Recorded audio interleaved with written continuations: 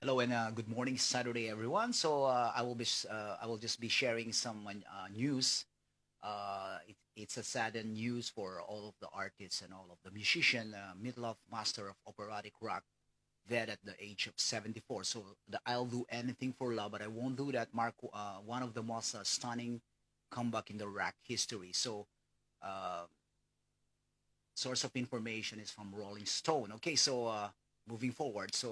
Meatloaf, the singer and actor, best known for his best-selling "Bout Out of Hell" albums and roles in the films of the varied as a Rocky Horror Picture Shows, the Fight Club, died Thursday at the age of 74. The news was confirmed by the singer's family in the post of his in his official Facebook page.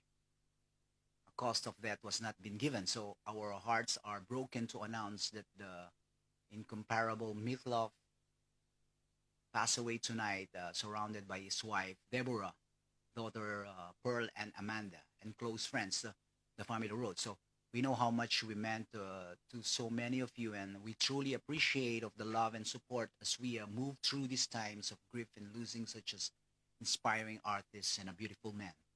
We thank you for your understanding of our need for privacy at this time. The family coded. So Meatloaf was first found success on the Broadway stage on the groundbreaking musical here and had a brief but memorable role in the Rocky Horror Picture Shows as the ill-fated delivery boy Eddie. But it was his 1977 album Bat Out of Hell was turned him into a superstar and a rock and roll icon. The songs on Bat Out of Hell was written on the stage composed by the composers Jim Steinman, but Meatloaf, boundless passions and bravado brought them to life in incredible ways. I sang every song we ever did in that character. Meatloaf told the Rolling Stones in the year of 2021. I left me, I was not mentioned. I didn't have to find something in my past life to be able to sing his song. I became the song. That explains why Meatloaf always say himself as a very unique figure in the rock and roll world. I am different from Bette Midler of Char or Sinatra. Meatloaf told the Rolling Stones in the year of 1993. So this might be a huge ego thing, but I tend to think of myself as Robert De Niro of rock. I know that absurd, but my idols are either a sports figure or Robert De Niro. The Robert De Niro of rock. The Bat of Hell go platinum 14 times over it. So thanks to the hit single "The Paradise" by the Dashboard Light. You took the world right out of my mouth, so from the hot summer nights, and the two of three ain't bad, but the pressures to create follow-up posts. Meatloaf have an emotional breakdown, and he temporarily lost his singing voice. It was the beginning of the dark chapter of his life. He marked by the lawsuit, commercially disastrous records, and the significant financial woes. So I feel like a leper. Meatloaf said in the year of 1993. So I felt like I was on an island with my wife and my two daughters. But miracle took place in 1993 when he rethemed with Steinman to record the Bat Out of Hell, Back into Hell. So the album went on sale outstanding 14 million copies. So thanks to the large part of the worldwide hit single. So I'll do anything for love, but I won't do that. It's the one of the most stunning comeback in the rock history. Okay, so Marvin Lee Adey, his real name, was born in Dallas, in Texas, on September 27, 1947. He was a chunky baby, and he claimed his father named him Myth when he was 4 days old. His father was also a violent alcoholic that regularly beat him. So the things at school weren't much better since his large size, cause the kids too mercilessly tease him. So he was being bullied. So things turned around in high school when his stature proved that to be an asset on the football team. So he also discovered he had a 3.5 octave vocals range his soprano years after a 12 pounds shot landed on his head during a track and field event. So for the rest of his life, he believed that the accident somehow created his singing voice. Wow, what a thinking. Okay, so when Meatloaf was just 18, his mother died after a long battle with breast cancer. So shortly after the funeral, his father launched into a teenager bedroom in the state of a drunken fury with a butcher's knife in his hands. I roll off the bed just as he put his knife right into the mattress, he said in 2018. So I fought for my life. Apparently, I broke three ribs and his nose and left the house barefooted in a pair of gym shorts and a t-shirt. So, seeing no reason to remain in Texas, uh, I mean, Meatloaf moved to Los Angeles to seek out a career in the show business. He formed in a group called Meatloaf Souls and opened up a front act like Taj Mahal and Janis Joplin. But he didn't find any traction until he was cast in The Hair in 1968. So that led to a record contract with a Motown subsidiary, Rare 8, and 1972 album of duet and female singer Sean Murphy under the banner Story of and Meatloaf. So when the album failed to find an audience, so he moved to New York City and he was cast in the public theater, the productions of Mary Than You Deserve, a musical created by Steinman. So Meatloaf's big moment in the show was More Than You Deserve. When I sang that song, so everyone stood up on their feet and went crazy. Meatloaf told the Rolling Stone last year. So that happened every night, all week. By the end, I was going. Maybe I should work with this guy Steinman. So the people tell me I can sing, but I never sung like that. Wow, amazing talent. So okay, so Steinman and Meatloaf was formed in a tight band that only strengthened when they hit the road with the National Lumsden Roadshow. So Steinman played piano, and Meatloaf was the understudy of John Belushi. But during the downtime, they started to work on the song and dreams of a collaborated album. So it took a while to actualize, and in the year of 1975, the partnership took a side post when Meatloaf took the role of a pompadour motorcycle freak Eddie in the Rocky Horror Picture Show. So the duo finally managed to release The Bat Out of Hell in October of 1977. So thanks to help from the Steve Popovich of the Cleveland International Records and the producer Todd Rundgren. Critics dismay Bat Out of Hell as a ludicrously overblown mess, but relentless touring and the appearance on the Saturday Night Live so managed to win over a huge fan base. Saturday Night Live broke the egg, and Bad Out of Hell spill out all over the world. So Meatloaf said last year, we went from selling no record at the end of the May of being the 5 times platinum from the point on. So I was at 11. I would get up on the morning radio, go sound check, do interviews, do shows. Sometimes go to the radio stations after the shows, and I'll do the Rocky Horror Film features, shows, and screening. Wow, what a busy life. Okay, for Meatloaf. So the attempt to record a follow-up for the absolute disaster. So the problem was with a million different forces. So his manager, his lawyer, his vocal cords, his brain. Steinman told the Rolling Stones in 1993, I actually just left.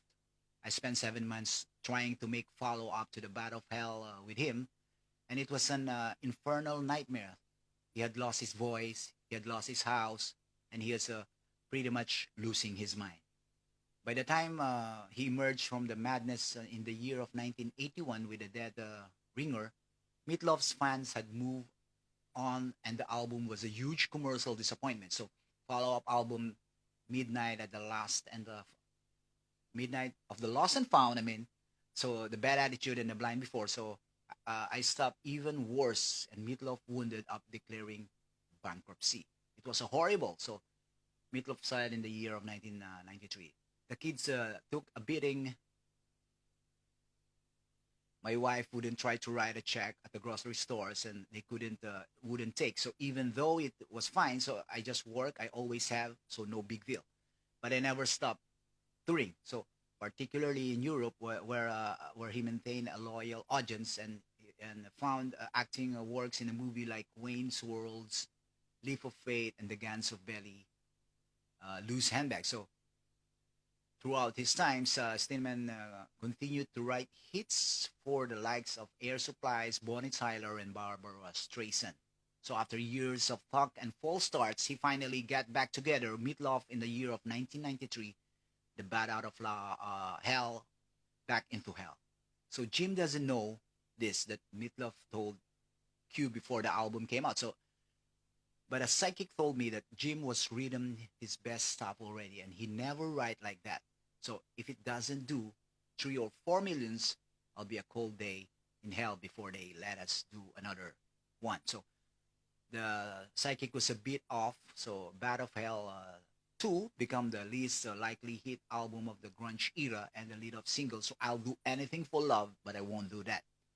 Was far and away so the biggest song of the entire career. So the album hits number one on the Hot 100, and he won the Grammy for the best solo rock performance.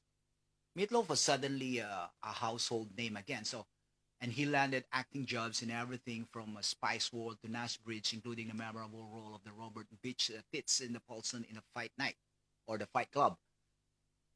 The follow-up album, The Bad Out of Hell, Back into Hell, were largely underwhelming affairs that were made without the cooperation of the Steinman.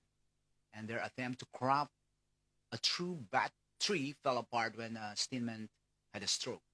So there was also many lawsuits between the two parties, but Meatloaf felt the public didn't truly understand them.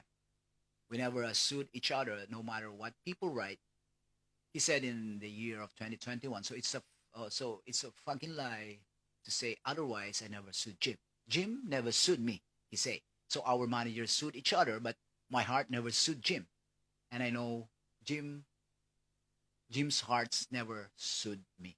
It's okay. So Meatloaf continued his heavy tour schedules throughout the year of 2000, but the sheer physically of his stage show began taking a toll on his health. So he collapsed on stage in the year of 2016 while singing. So I'll do anything for love, but I won't do that at a show at Edmonton, Canada. It wouldn't of being the last tour of his career. So when Rolling Stones caught up with him, in his home in Texas in the year of 2018, he said he spent much of his time watching reruns of Law and Orders and the Blue Bloods, playing an online role, playing game like gladiators, and arguing with fans on his Facebook page. But he did acknowledge that his once mighty singing voice wasn't what it used to be. But the different now is the tone of my voice, he said. They call it flat or out of key. So it's not. It's just my tone. So it's completely different from what it was, and there's nothing I can do about it. So when Steinman died in the year of 2021, oh, very sad. Meatloaf spent 2 days in the phone with Rolling Stones, talking about their long partnership. So posting occasionally to cry, I don't want to die, but I want to die this year because of Jim. Wow. So he already predicted. So he is already a premonition. So he said that I'm always with him, and he's right here with me now. I've always been with Jim, and Jim has always been with me. So we belong heart and souls to each other. So we didn't know each other. We were each other. Well, a very sweet man also as well, and a very loyal to his friends. So thank you very much for the music, Meatloaf, and in the real name is Marvin. So thank you very much for your undying music. You are a legend. So yeah, that was. So he was a classic musician as well, a 70s artist, being very popular, and he was returned to the music scene with his music "I'll Do Anything for Love," and that one is yeah. I remember during the year of the 1990s when I was listening on a radio station, it went out to number one for how many months? So it was an amazing. It's a very awesome song, and if you will hear the lyrics of that, I will do anything for love. Yeah, amazing. It's like goosebump. Now I'm having a goosebump. So rest in peace, Meatloaf, and see you on the other side. Yeah. My deepest condolence to your family as well. So that's all for my news. Some informations. The source of information is from the Rolling Stone. So I'll be signing off, and I will be catching you again around, and hope you stay tuned in my sneaky punk. And later I will be playing some music. So good morning, Saturday. Nice and lovely. The taste is dead. Mwah.